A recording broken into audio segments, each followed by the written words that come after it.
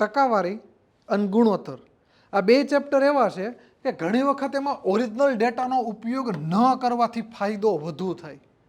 હા, એક વેપારીએ રૂપિયા માની લો 100 છે નો માલ ખરીદો, અડધો માલ એને 10% નફાથી વેચો, બાકીનો કેટલા ટકા નફાથી વેચવો જોઈએ કે સરવાળે એને 25% નફો થાય.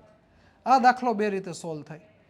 પહેલી રીત કે કોઠા હુઝવાળી. કોઠા હુઝમાં તમારે શું કરવામાં આવે કે એમાં તમારે પ્રેક્ટિકલી વિચારવાનું. 100 રૂપિયાની વસ્તુ હતી, 50 રૂપિયાની વસ્તુને 10% પ્રોફિટમાં વેચું તો 5 રૂપિયાનો પ્રોફિટ થાય.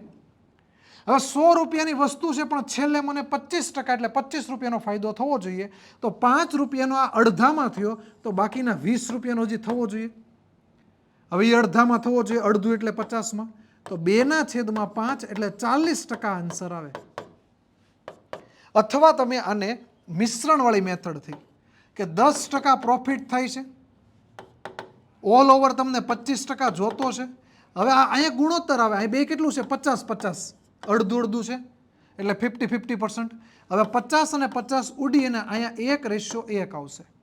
હવે અહીંયા બીજું છે એ આપણે જોતું છે. હવે હું તમને કહું કે આ 25 છે એમાંથી 10 જેટ કેટલા આવે 15, અહીંયા 1 છે તો ગુણાકાર ગુણોત્તરનો કેટલો છે 15 છે.